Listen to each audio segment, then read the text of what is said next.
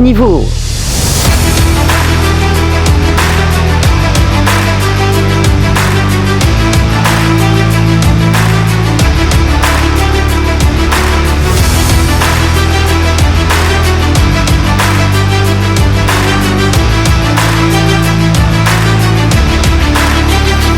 Haut niveau vous plonge au cœur de l'actualité sportive. Haut niveau. Deuxième heure de haut niveau. Notre invité, notre consultant habituel, c'est Monji Ben Brahim. C'est moi qui suis l'invité aujourd'hui. Quel est mon arme avec vous jusqu'à 19h. Faisal Halili à la réalisation. On parle de la Liga. Maintenant, la Liga qui a fait son grand retour donc depuis hier, après la trêve estivale, après avoir remporté les championnats à la Coupe du Monde. Les Espagnols donc sont de retour sur les terrains. Ça a commencé donc depuis hier. Alaves a dominé Getafe par 3-0 et FC Séville s'est imposé 2-1 face au Rayo Vallecano. Cet après-midi, 2 affiches complètent le programme. Le Racing Santander recevait Villarreal à 15h. Résultat, 2 buts partout. Le retour de Villarreal après avoir été mené 2-0. Donc voilà, Espagnol de Barcelone Levante, et ça vient de commencer. Et puis, fait notable, cette première journée s'étale sur 2 semaines. Carrément, c'est un cas rare. Hein. Pourquoi avoir commencé maintenant, on se demande. Donc, puisque la Corogne affronte Elche demain soir à 19h, l'Atlético de Madrid reçoit Malaga mercredi. Il faudra même attendre le 25 août pour Valence, Betis, Séville, le 26 pour Real Madrid, Real Sociedad et le 27 pour Celta, Osasuna. Et puis surtout, Barcelone, Athletic Bilbao qui vont clôturer cette première journée à rallonge, mon Jibel Brahim. Oui, merci Karim, mais je veux revenir sur 2 mots que tu as utilisés tout à l'heure, c'était la carotte et le bâton. J'adore la carotte et le bâton je déteste. Parce que j'ai eu une vie qui n'était pas facile et tellement battue par un bâton. C'est pas ma maman ni mon papa, mais bref, je vais m'abstenir de parler de ça. Et depuis ce jour, depuis que j'ai commencé à travailler, parce que j'étais le roi de l'école buissonnière, mais quand j'ai commencé à travailler dans l'hôtellerie à l'âge de 16 ans, depuis je n'ai plus jamais, et je déteste porter un bâton dans les mains, depuis ce jour-là. Et je déteste les personnes qui lèvent la main sur une femme ou sur un enfant, que ce soit fille ou garçon, parce que les moments que j'ai passés moi ont fait que du jour au lendemain, quand on lève la main sur quelqu'un, c'est quelque chose de vraiment quasiment interdit. Bon bref, et je vais m'abstenir parce que je risque vraiment de blesser pas mal de personnes, mais c'est pas grave. Le plus important, c'est que je sois là. Et j'ai énormément de chance, comme on dit. Dieu merci, ma maman et mon papa ont été fiers de moi. Pourtant, et c'est le plus important. Pourtant, si j'ai bien compris, le Real Madrid a ramené Mourinho pour beaucoup plus manier le bâton que la carotte. Oui, et Mourinho n'a jamais été un grand joueur ni un grand entraîneur. Il était simplement traducteur au FC Barcelone sous l'égide de Robson et après, paix à son âme. Et après, c'était Luis Van Gaal qui l'a pris comme traducteur et il a vu qu'il avait vraiment une idée extraordinaire sur le football et il lui a conseillé d'entraîner et c'est ce qu'il a fait et on a vu la carrière de Mourinho donc qui a été un petit joueur, pas un grand joueur. Beaucoup de grands entraîneurs étaient des petits joueurs, hein. Oui. Bon, à part Zidane finalement, Zinedine Zidane qui a réussi à faire des miracles avec le Real Madrid, mais finalement il y a très peu de grands joueurs qui ont eu une grosse carrière footballiste, d'entraîneur, quoi. Surtout un attaquant. Ouais. Surtout un attaquant, à part l'attaquant de l'Inter, là, bon bref, lui il a gagné quand même des titres, mais un attaquant c'est toujours très très compliqué de gérer une équipe de football. Et regardez tous les entraîneurs qui fonctionnent dans le monde entier, c'est déjà d'abord soit un défenseur, soit un milieu défensif, mais rarement un joueur offensif qui risque de pouvoir peut-être faire une grande carrière parce que le défenseur pense d'abord à défendre. On se souvient de l'Atlético Bilbao, je crois, où l'Atlético Bilbao avait le meilleur buteur, qui avait 32 buts, mais ils avaient la plus mauvaise défense. Et cette équipe a coulé, donc en deuxième division. Donc on va revenir dans le championnat d'Espagne, ce qui est extraordinaire. Moi, je suis content que Séville a gagné, parce que c'est quand même... les Andalous étaient chez nous au XVIIe siècle comme réfugiés, donc on est heureux qu'ils soient là. Et il y a 5 ou 6 équipes maintenant d'Andalousie qui sont actuellement en première division. Donc qui prouve qu'il y a un travail qui a été fait. Et ça m'a fait mal au cœur qu'à Bizerte, qu'on n'ait pas cette possibilité d'aller les contacter pour faire un partenariat entre... c'est dommage, entre l'Andalousie et Bizerte, parce que... Bizerte, hein, surtout beaucoup de régions nord-ouest, Testour, Béja... Surtout Bizerte, parce qu'ils étaient réfugiés. Après, c'est les Turcs qui sont arrivés avec eux, parce que Bizerte, il y avait un emplacement extraordinaire et en plus Bizerte n'avait pas une population très forte et c'est pour cette raison qu'on a installé les Andalous. Après il y a eu cette culture générale, c'est pas une culture générale, c'est mon frère qui m'a tout appris à l'époque, donc voilà, j'ai pas été beaucoup à l'école, même si on disait qu'à l'époque il me disait on essaye de t'amener dans la lune et tu veux pas y aller, parce que je détestais l'école, donc mais c'est pas, bref, j'ai travaillé, Dieu merci, bref. Alors quelle est votre vision par rapport à, quelle est la vision de Monji Belbrahim par rapport à la Liga cette année? Barcelone va continuer à dominer, le Real Madrid va pouvoir justement avec l'arrivée des nouveaux joueurs et de Mourinho, donc se remettre en selle. Est-ce qu'il va y avoir un outsider? Je sais pas, bon, l'Atlético Madrid et Simeone qui vont encore continuer. C'est extraordinaire, parce que c'est un entraîneur que ça fait 16 ans qu'il est là, ou 10 ans, ou je ne sais pas, 12 ans qu'il est à l'Atlético Madrid. Il a son fils qui est un des meilleurs attaquants du championnat d'Espagne. Et ce qui est extraordinaire, c'est la stabilité. Aujourd'hui, vous ne voyez jamais, que ce soit en Espagne ou en France, nous, on était les premiers à dire que le Real Madrid ne gagnera rien avec l'arrivée d'Mbappé. C'est pas seulement parce qu'Mbappé, sur RTCI, et que ce soit Simorad ou Simonderzid, Khouya Mourad ou Khouya Monderzid, peuvent le confirmer. On l'avait dit. Pourquoi? Parce que l'importance du vestiaire, c'est quelque chose de primordial dans une équipe de football. Et aujourd'hui, quand vous amenez Mbappé, moi et les autres, et on a vu que le Paris Saint-Germain a tout gagné, et que Real Madrid n'a rien gagné. Le problème du vestiaire, il est très important. Quand il y a des différends au niveau du salaire, au niveau du mode de vie et au niveau de moi et les autres, ça risque de nuire à l'équipe. Aujourd'hui, la stabilité qu'il y a, par exemple, le FC Barcelone, c'est l'entraîneur et il sait parler individuellement à certains joueurs. On a vu ce qu'il a fait avec Lamine Yamal, fait qu'aujourd'hui, c'est un entraîneur, un papa, un copain, un ami, tout ce que vous voulez. Mais sur le terrain, il ne connaît même pas son fils, Simeone. Ouais. Il ne sait même pas que c'est son fils, je suis convaincu d'une chose. Et quand l'équipe gagne, il file vers le vestiaire, parce qu'il sait que c'est les joueurs qui font l'entraîneur et non le contraire. Nous, chez nous, ils sont omnibulés par le pouvoir de dire « moi, je ». Non, tu es tributaire de ta manière de gérer cette équipe, et les joueurs, c'est eux qui font l'entraîneur et non le contraire. Regardez ce qui s'est passé avec l'équipe du Maroc. Après, il a changé sa manière d'être, il a détruit sa carrière, il n'est plus l'entraîneur de l'équipe nationale du Maroc, qui est Regragui, qui au début a dit « moi je suis rien, mais je vais devenir quelqu'un ». Il finit 4e à la dernière Coupe du Monde.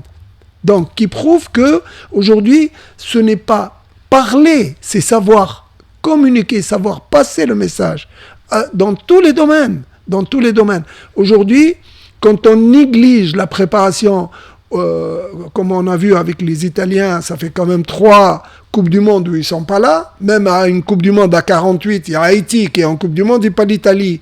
Ça prouve qu'il y a un travail qui n'a pas été effectué. Aujourd'hui, l'argent, c'est pas tout.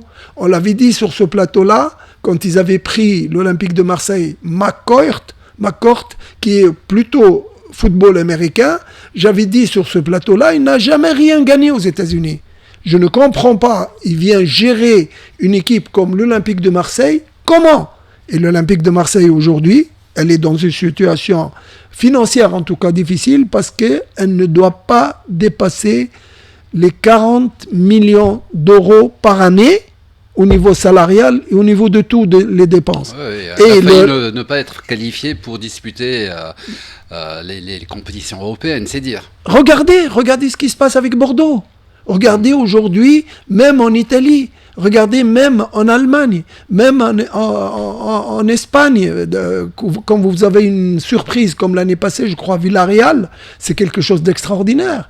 Et le championnat d'Angleterre aujourd'hui, c'est le public, il y a de l'argent, c'est le seul pays où ils payent chaque samedi, et pour faciliter pas mal de choses, qui fait qu'aujourd'hui, le problème, c'est une politique du sport, la politique du football. Il faut bâtir. Regardez ce qui se passe avec Arsenal. Il a failli être, viré de l'équipe d'Arsenal. Et puis ils ont fait une réunion avec lui. Il a dit, Monsieur Arteta, vous avez 5 matchs. Si vous ratez ces 5 matchs-là, vous êtes viré. Il a dit, mais j'ai le plein pouvoir. Il a dit, bien sûr.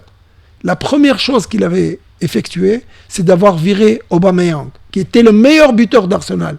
Et regardez Arsenal où il est encore aujourd'hui. Donc ça prouve qu'aujourd'hui, il y a un travail qui est fait. L'ambiance d'un club, souvenez-vous, l'Olympique de Marseille avait 5 joueurs qui jouaient en équipe nationale de France A. Et l'équipe a coulé en 2e division.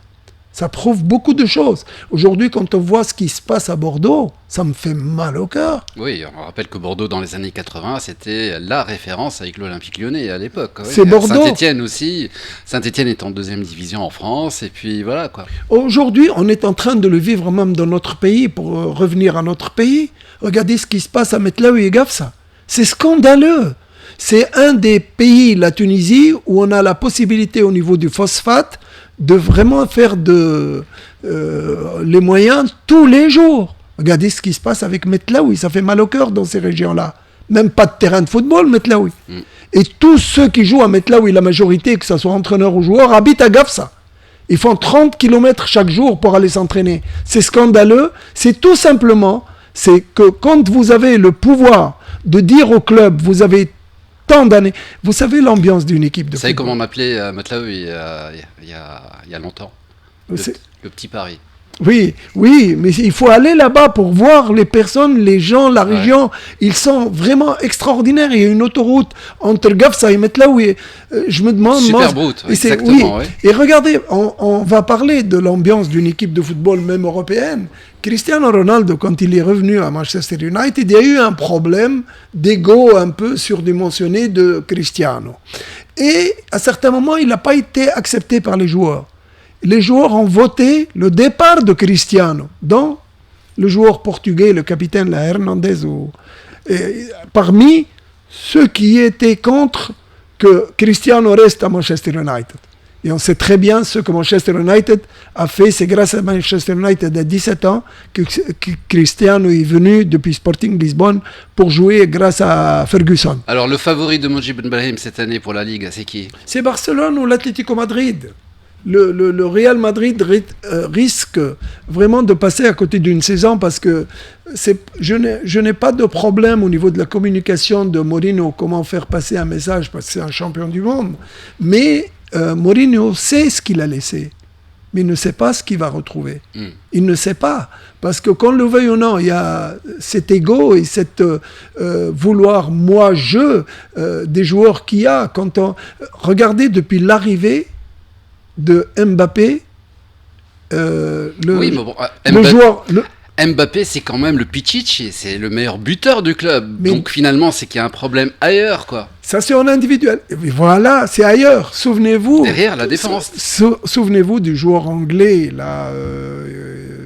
J'ai perdu son nom maintenant, mais je vais le retrouver, qui joue au Real Madrid. Avant l'arrivée de Mbappé, c'était un des meilleurs joueurs du Real Madrid. Depuis l'arrivée de Mbappé, c'est plus le même joueur. Et aujourd'hui, on a vu un championnat du monde avec l'Angleterre, ils ont été jusqu'en demi-finale, qui fait que c'est des joueurs. C'est très important, quand on côtoie quelqu'un, il faut que l'ambiance soit sereine sur le terrain et en dehors du terrain surtout. L'ambiance du vestiaire, elle est très très importante. C'est la force de Mourinho à l'époque. avant. Et c'est ça qui fait que... Et ce qui est incroyable aussi, c'est que c'était aussi la force de M. Roger Lemaire. C'est la discipline militaire, et c'est une bonne chose. Salutations aux militaires, bien sûr, quand j'embrasse très très fort. Fait que le savoir de passer le message et de reconnaître... Moi, je dis toujours que dans une équipe de football, un sport collectif, c'est pas un sport individuel. C'est un sport collectif. Donc, il se trouve que vous avez certainement beaucoup de joueurs... Bellingham, qui sont très jaloux, merci beaucoup, qui sont très très jaloux. Bellingham a fait une très très belle carrière à Dortmund, et depuis Dortmund, il est parti au Real Madrid, et c'est un joueur, regardez Bellingham avant et maintenant. C'est pour cette raison que j'espère me tromper, mais ça ne sera pas facile.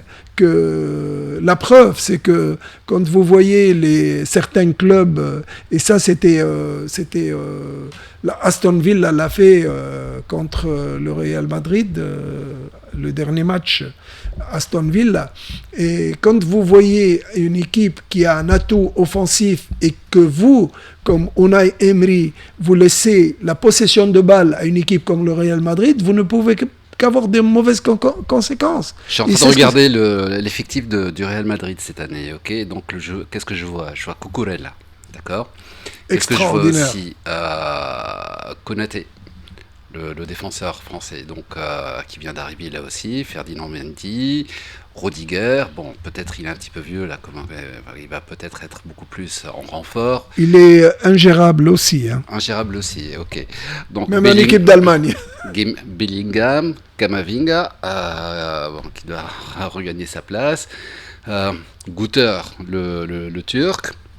Qu'est-ce que je vois aussi Chouamini, Bruno Silva, donc qui est venu de Manchester United. Chouamini, Valverde, Brahim Diaz, Diomandé, donc l'Ivoirien qui vient d'arriver, donc Hendrick, de retour au Real Madrid.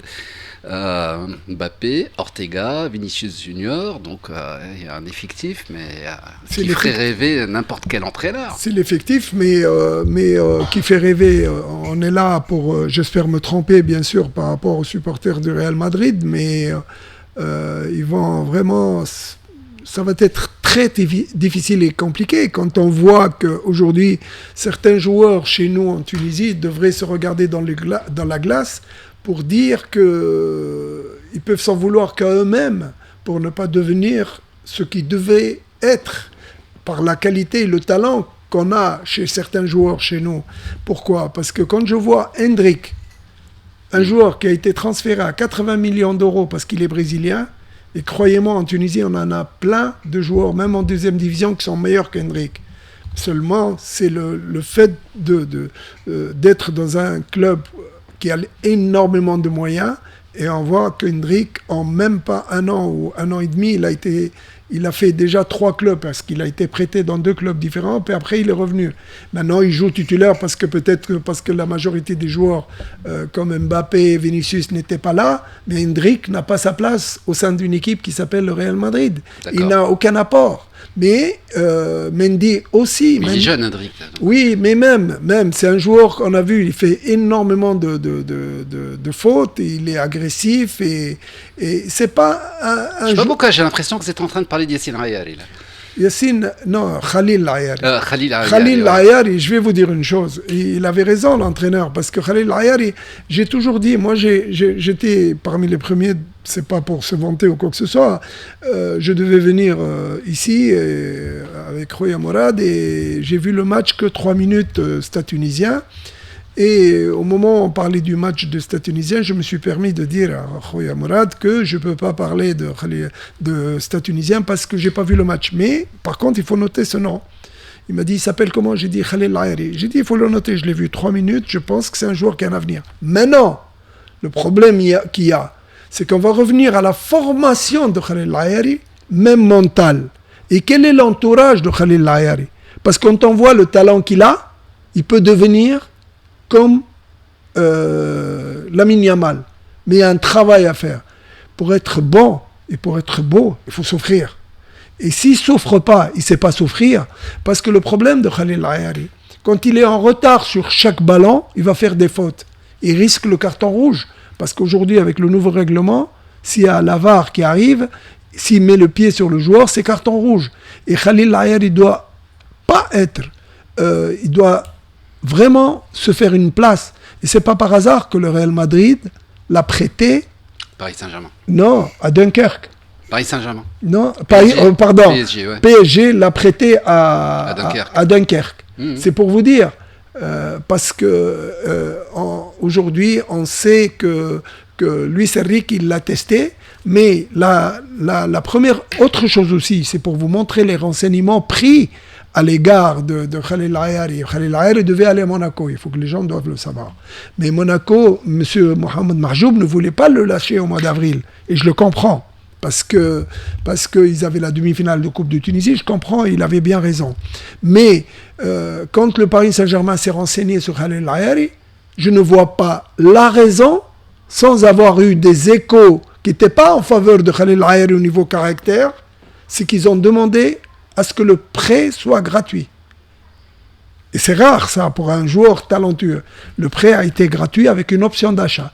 Mais ils ont levé l'option. Parce qu'avec l'équipe B, il a fait des grands matchs, puis ils l'ont incorporé en équipe A. Et l'erreur de sa vie, c'est de ne pas avoir utilisé cette position pour être là et vraiment travailler pour être qui il est au sein d'un club qui s'appelle le Paris Saint-Germain. De toute façon, bon, il y a toujours des occasions devant, et puis l'essentiel pour lui maintenant, c'est de briller. Pourquoi est-ce que je parle de Khalil Ayari ? Parce que bon, j'ai vu un petit peu des highlights de ces deux premiers matchs, mais j'ai l'impression, moi j'ai peur pour Khalil Ayari de se prendre une blessure, un de ces quatre, parce qu'il lâche pas le ballon. Oui.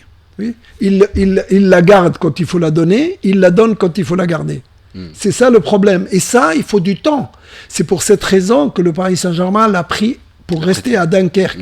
Et je crois que Dunkerque ne l'a pas pris pour 6 mois. Je pense qu'ils vont le prendre pour 1 an. Parce que Dunkerque, s'il est parmi les 3 premiers, et puis que vous le soutirez, Khalil Ayari, qui est peut-être un du potentiel, que ce soit titulaire ou comme joueur rentrant, fait que je pense qu'il y a eu un prêt d'1 an. Je suis convaincu de cette chose-là, et je ne pense pas que pendant la pause hivernale, le Paris Saint-Germain va se permettre. On sait très bien que la pause hivernale, c'est pour des recrutements ciblés. J'ai besoin de ce poste pour jouer soit le titre de champion, soit la Champions League, et Khalil Ayari est un inconnu en France, il est un inconnu partout, il doit se faire une place. Et si Khalil Ayari ne réussit pas, moi je conseille Khalil Ayari et à l'entourage de Khalil Ayari qu'il ne regrette pas ce qu'a regretté Hatem Ben Arfa, qui était beaucoup plus fort que Lionel Messi. Il est où Lionel Messi ? Il est où Hatem Ben Arfa aujourd'hui ? Les regrets, c'est trop tard. Absolument. On va en Angleterre, puisqu'aujourd'hui ça a démarré. Arsenal-Manchester City, c'était le Community Shield, donc le champion d'Angleterre qui affronte le vainqueur de la Coupe. Et là, gros coup de théâtre, je sais pas, 3-0 pour Arsenal face à Manchester City.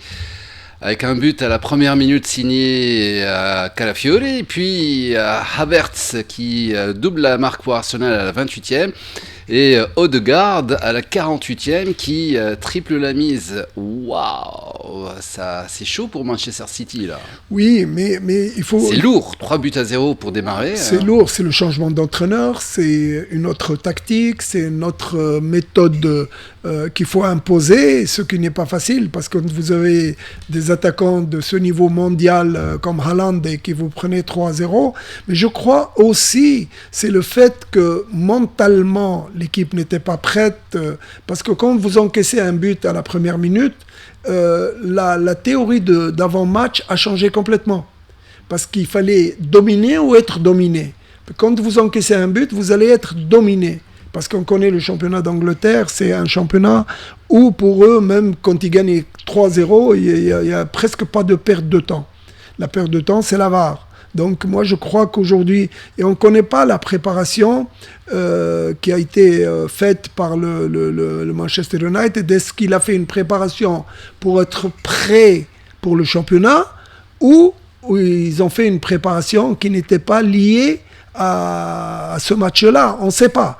Là, il faut vivre avec, mais je crois que c'est lourd, 3-0, mais quand vous encaissez un but, un premier but, c'est le fait de, qu'on le veuille ou non, Guardiola va laisser une place incroyable, parce que c'est quelqu'un d'exigeant, mais j'étais surpris d'encaisser toujours un but après 1 minute de jeu. Donc ça prouve qu'il y a mauvaise concentration et après bien sûr on va subir pas mal de joueurs d'avoir encaissé ce but, mais c'est un peu tard parce qu'après vous encaissez le deuxième but par Havertz. Havertz c'est un joueur qui a été en Allemagne aussi, mais c'est vraiment un joueur, il a vraiment progressé depuis qu'il est à Arsenal, c'est quelque chose d'extraordinaire. Extraordinaire. Voilà, donc on rappelle que la Premier League, elle démarre donc le week-end prochain.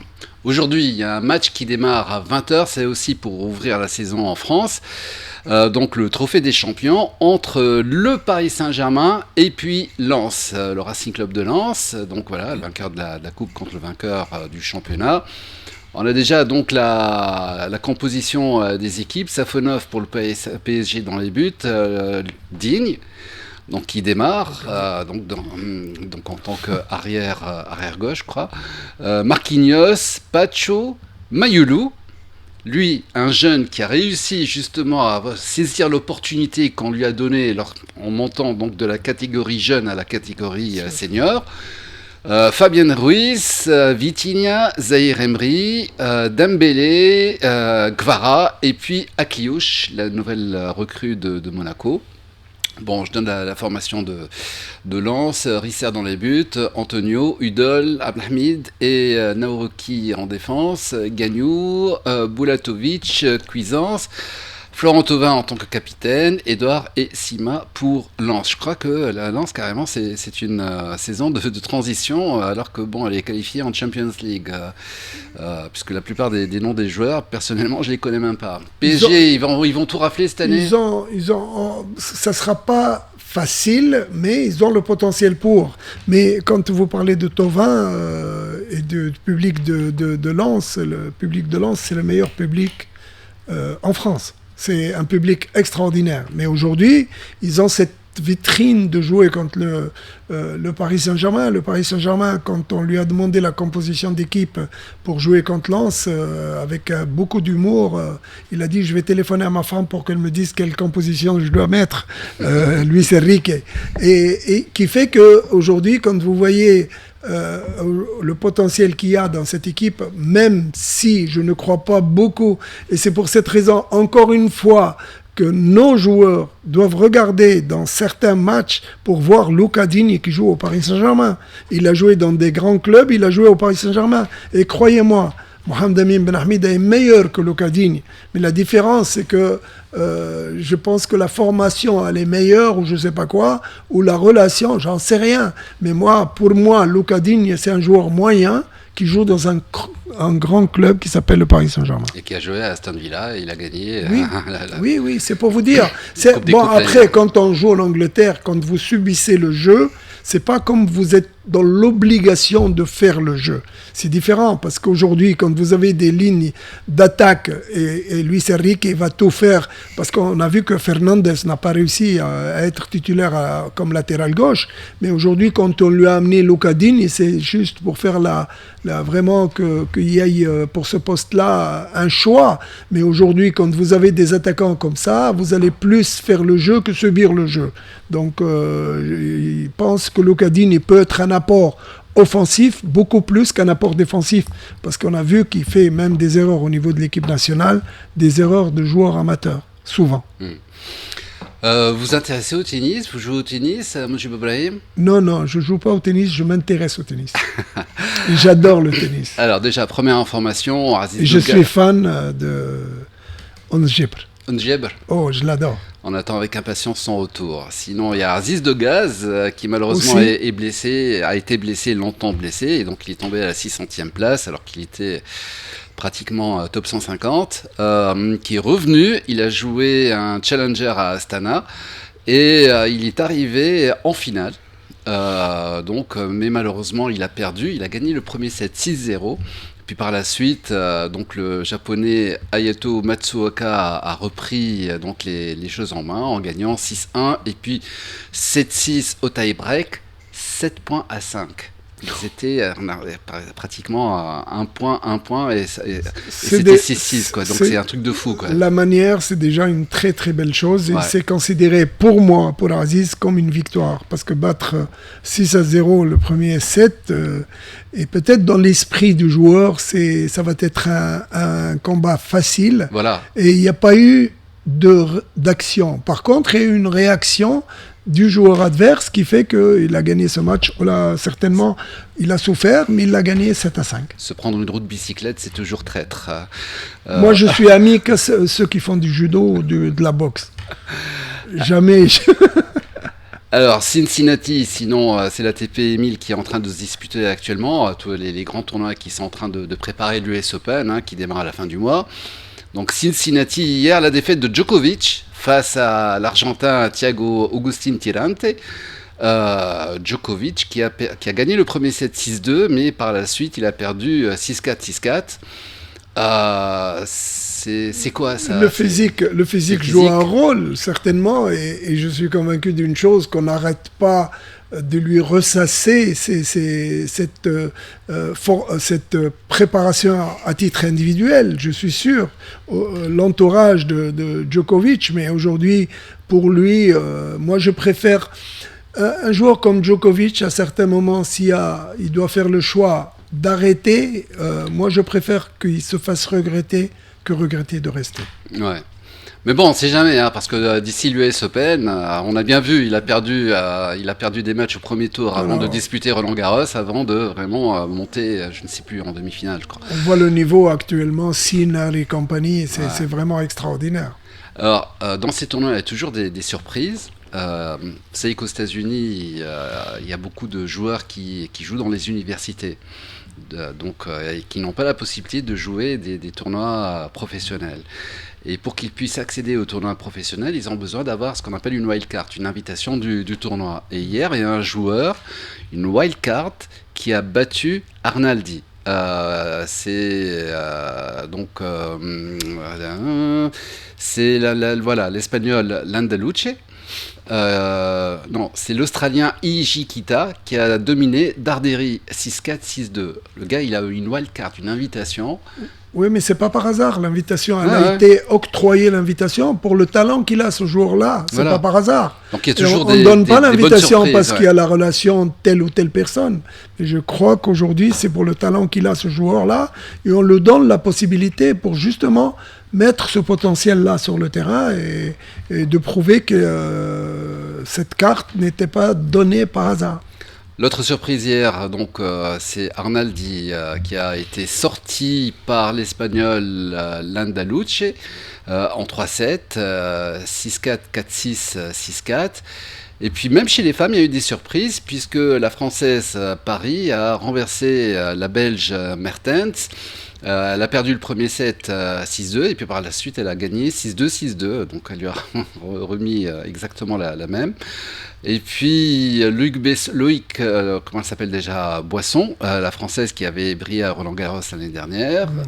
Elle menait 6-3 face à Bencic, la Suisse, qui a dû abandonner. Alors il faut savoir que Bencic et Mertens étaient tête de série. C'est pour ça que c'était assez remarquable. Sinon, il y a un match, si vous voulez voir du tennis maintenant, il y a Ogier Aliassime contre Tsitsipas. Tsitsipas, Ogier Aliassime qui est en train de mener 4-1 actuellement. Voilà. Donc, pour le premier set. Premier set. Tsitsipas, c'est un phénomène, mais bon, au tennis, tout est possible. Ouais, mais il est un peu en décadence ces derniers temps. Voilà, sinon, il y a quoi d'autre? Il y a Altmaier qui est en train de jouer actuellement face à Musetti. Musetti, très très bon joueur de tennis italien aussi. Les autres matchs, il y a un beau match à voir entre Rublev et Carreno Busta. C'est prévu vers 19h45. Et puis, en fin de soirée, il y a Shelton qui va rencontrer un qualifié Faria. Et puis, Tiafoe qui va rencontrer l'Italien Sonego. Chez les femmes, Swiatek est en train de jouer maintenant. Elle a gagné le premier set 6-3 face à Arango, qui sort des qualifs, et elles vont démarrer le deuxième set incessamment sous peu. Quand on voit ce que l'ambassadrice, la meilleure ambassadrice, qui est Ons Jabeur, ce qu'elle a fait, moi j'estime qu'aujourd'hui il faut bâtir là-dessus, parce qu'en Tunisie on a vu que les portes ont été fermées pour faire un centre sportif, pour lui octroyer un terrain ou des terrains de tennis, et malheureusement elle a été prise en charge par les autorités à Dubaï, et qui fait que c'est dommage, parce que des Ons Jabeur on peut en sortir. On a le talent, on a la possibilité, mais il n'y a pas les conditions adéquates pour réussir. Et Ons Jabeur, c'est grâce à... Parce qu'en général, on dit toujours que le tennis, c'est le sport des riches. Et la famille a fait des sacrifices énormes. La famille d'Ons Jabeur, le papa et la maman, et bien sûr son coach qui est devenu son mari après, fait que cet entourage très sain, et la victoire, elle est là. Et ce potentiel énorme, et on la félicite parce qu'elle a levé le drapeau très très haut partout. Elle est très amie, c'est l'amie intime de Rybakina. Rybakina, quand elle a joué, elle avait un enfant, et c'est Ons Jabeur qui le gardait. C'est ça qui est beau. Il y a tellement de cette relation. Et j'étais en train de m'amuser chez moi pour voir le nom de Rybakina. Et quand on change le nom, c'est marqué Hani Kebir. Oh, joli. Je suis comme ça, je cherche des petits trucs, et j'ai trouvé, quand j'ai regardé le nom derrière, Hani Kebir, donc Rybakina Hani Kebir, on rajoute le A et Hani Kebir, donc je trouve extraordinaire cette star qui est la nôtre, et on est fiers d'elle, mais c'est dommage qu'on n'a pas ce potentiel-là au bénéfice de nos joueuses en Tunisie et nos joueurs, parce que ça fait mal au cœur. Ça me fait mal au cœur. Ça me fait mal au cœur parce que on a un potentiel qui est exceptionnel, et on sait pas se servir de ce potentiel. Je sais pas. J'ai de la peine parce que, et j'en souffre beaucoup. Parce que le tennis, c'est un sport très difficile. Même en football. Le tennis, c'est un sport individuel. C'est-à-dire qu'en football, vous pouvez être mauvais dans un match et l'équipe gagne. Vous pouvez être très bon dans un match et l'équipe perd, alors que le tennis, il y a beaucoup. Il y a la technique, il y a l'endurance, il y a le physique, il y a les schémas tactiques, il y a l'entourage, il y a le mental. Il y a l'entourage, il y a la préparation individuelle. Et vous savez, je le dis, c'est pas question d'être visionnaire ou pas visionnaire. Quand je reçois la visite des équipes de football ici, j'ai bâti un centre sportif à l'échelle mondiale. Bon, malheureusement, il y a un problème actuellement, mais j'aurai gain de cause, Dieu merci. Je vis dans un pays où on défend ses droits, mais en 2012, j'avais fait une interview dans un journal suisse, et il m'a dit, alors la Tunisie au niveau du sport, c'est quoi ? Ce qui est incroyable, il l'avait mis comme titre. La Tunisie, j'avais dit, je m'excuse, c'est pas une pub. Hein.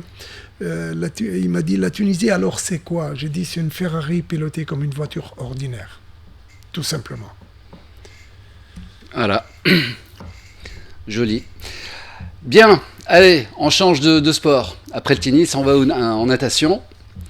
Et là, depuis hier soir, Ahmed Jaouedi et Ahmed Hafnewi, ils savent maintenant qu'ils ont un nouveau concurrent dans les bassins, et qui va leur donner beaucoup de... Je ne sais pas si on sue au niveau quand on est dans la piscine, mais ce qui est sûr, c'est qu'il va les faire suer.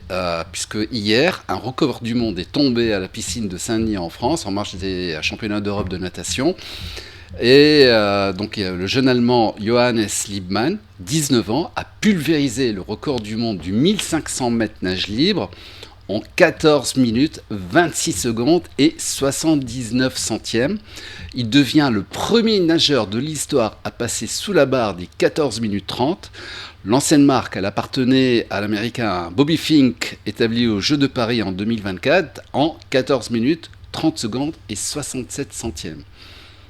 Alors, juste pour avancer, je suis tombé sur un post sur Facebook d'Oussem Amellouli qui a commenté ce record en disant justement que ça va compliquer un petit peu la tâche à Ahmed Jaouedi et Ahmed Hafnewi. Et Ahmed Jaouedi a répondu sur le post de Facebook de Oussem Amellouli avec humour. Il a promis de s'occuper du cas de Liebman dès l'année prochaine tout en reconnaissant avoir pris l'entraînement depuis peu. Amellouli lui a répondu en annonçant un beau duel à venir, avant de lui souhaiter bon courage pour les Jeux méditerranéens et une belle moisson à Tarente. Et Jaouedi a conclu avec sérénité, reconnaissant un peu moins d'entraînement dans les jambes que d'habitude pour les Jeux méditerranéens, une coupure estivale, tout en promettant de donner le meilleur de lui-même. Donc, ce record, ce qui est sûr, c'est qu'il va bouleverser la hiérarchie mondiale du 1500 mètres, une distance où on a donc deux excellents nageurs, donc Jaouedi et Hafnewi, sont pensés quoi ? C'est une bonne chose, c'est une bonne nouvelle, dans la mesure où ça va motiver d'être mieux, d'être meilleur, en tout cas. Et on a vu la réaction d'Oussem Amellouli, que je salue, et ici Oussem Amellouli, à titre individuel, a réussi la carrière qu'il avait faite. Il peut que féliciter et remercier ses parents, sa maman et son papa, qui ont été là dans les moments difficiles au début de...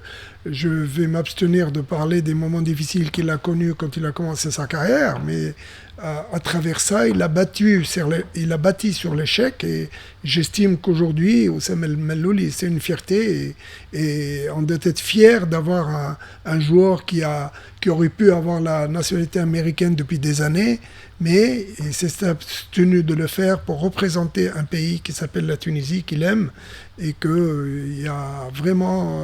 c'est quelqu'un d'exceptionnel, et j'espère que tous les sportifs fassent en sorte de ressembler et de voir la carrière de Oussem Amellouli. S'il est arrivé là où il est arrivé, c'était pas par hasard. Donc déjà là, pour revenir aux 1500 mètres, Jaouedi et Hafnewi, pour vous, c'est pas quelque chose qui fait peur. Au contraire, c'est un challenge. Ça va motiver. Et vous savez, pour ceux qui croient 1500 mètres, c'est pas facile. Moi, j'ai essayé de faire 100 mètres un jour, j'ai failli couler. Donc, pour vous dire, et croyez-moi, même pour ceux qui jouent, parce qu'on avait fait un match un jour, j'ai dit, je veux être gardien. C'est dans le water-polo, c'est aussi compliqué que ça. Ouais. Et croyez-moi, c'était très, très difficile. On n'est pas fait pour ça. Surtout les balles aériennes. Donc, j'ai préféré être gardien. Plutôt, j'étais accroché au but que avoir les mains libres, mais je crois que c'est des champions, c'est des sportifs. S'il y a une réussite, c'est que c'est par le travail qui est fait, par l'hygiène de vie aussi. Elle est très importante. Le talent ne suffit pas. On a combien de joueurs qui ont passé à côté d'une très très belle carrière à l'échelle internationale. Et il y a ceux que j'ai pu aider, il y a l'ingratitude. Il ne vous téléphone pas l'Aïd, c'est des choses qui font... Mais c'est pas grave, moi, on a besoin de rien. Mais j'estime qu'aujourd'hui, il y a des joueurs qui n'ont pas fait la carrière qu'il fallait faire, ils ne peuvent s'en vouloir qu'à eux-mêmes. Moi, je dis toujours, c'est que lorsqu'on donne un coup de main, il ne faut jamais s'attendre à un retour. On l'a fait, on l'assume, on va jusqu'au bout. On ne l'a pas fait pour lui, on l'a fait pour soi-même quelque part. Et puis, bon, je voilà, partage. Quand c'est fait, c'est fait. Voilà, je partage. Ça fait mal au cœur, mais je partage. Merci beaucoup, Monji Ben Brahim. C'est un plaisir de vous avoir. C'est réciproque. Et merci donc à Faisal d'avoir assuré la réalisation de cette émission. Et puis voilà, la semaine prochaine, dimanche prochain, merci à Alim Trabelsi d'avoir assuré donc la réalisation vidéo aussi. La semaine prochaine, c'est Mondolzid qui sera à ma place. Comme je vous dis, c'est moi l'invité aujourd'hui. Merci d'avoir écouté Haut Niveau. Le programme se poursuit sur RTCI. Merci de votre fidélité. Au revoir. Haut Niveau.